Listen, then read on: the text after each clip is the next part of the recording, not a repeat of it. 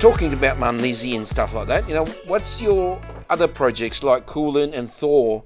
Can you give us an update on that? Well, look, just touching on Mount Lindsay, and I touched on tungsten previously. So since last month, we went to an annual event, tungsten conference event, which was held in Brussels. Which is, if you want to find out about tungsten, you need to go to these events, and it's not the data is not very public. It's quite a small industry. I think just over 100,000 tons of tungsten consumed per annum.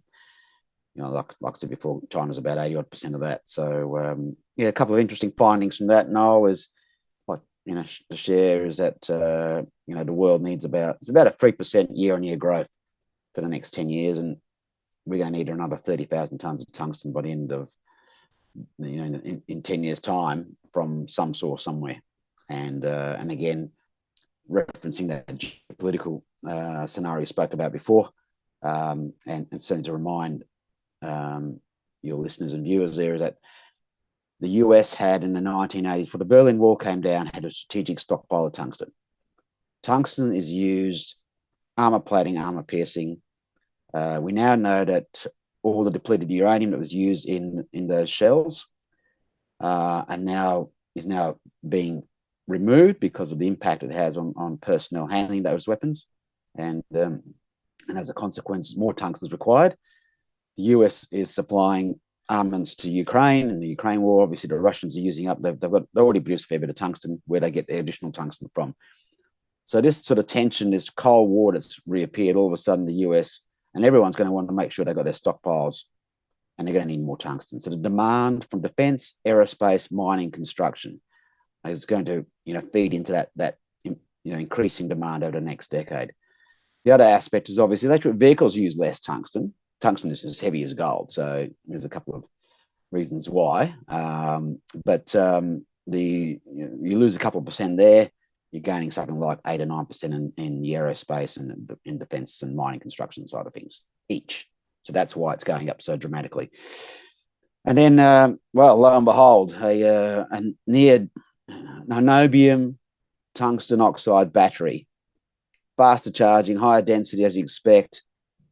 Looks like the bee's knees, Noel, but all these new batteries that do come out in the vanadium, etc. But will it take off? I don't know, but that was certainly something I didn't know about until I went to tungsten conference. And we met all the Canon metals, the GDPs, the Wolfram, all the usual suspects, that you have in the tungsten sector. There was no Chinese groups there for obvious reasons with COVID, but it was good to be talking to some old faces, familiar faces from last time we were there 8 years ago, but they were very, very keen to listen to the update that Venture has with its Mount Lindsay project. So we're looking to get an initial study out on the underground towards the end of this year. So expect some news flow to come out shortly on that.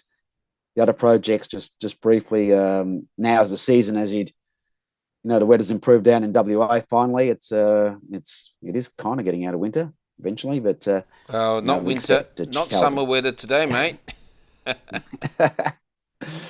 Yes, I keep hearing the fire keeps getting turned on every few days, but look, we expect Chalice to be on the ground shortly as conditions improved. You normally would.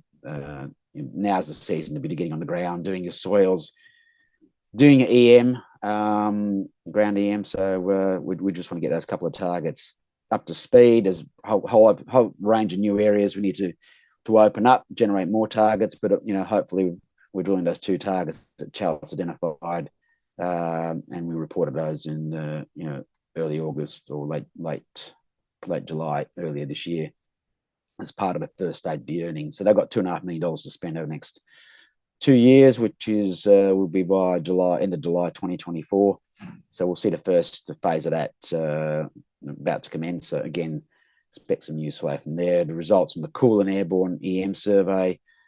Kulin's another very interesting block of land, and as always, interesting areas geologically speaking. Have maybe several more than just a nickel copper PGE prospectivity we have there in terms of layered intrusive mafic ultramafic complexes. There may be other goodies in there, such as the gold we intersected. That gold's not obviously the flavour of the month at the moment, but Kulin's a very exciting opportunity. So some nice EM targets, supported by some strong nickel copper PGE type soils would certainly encourage us to drill there next year. So there's plenty of activity there for shareholders going forward.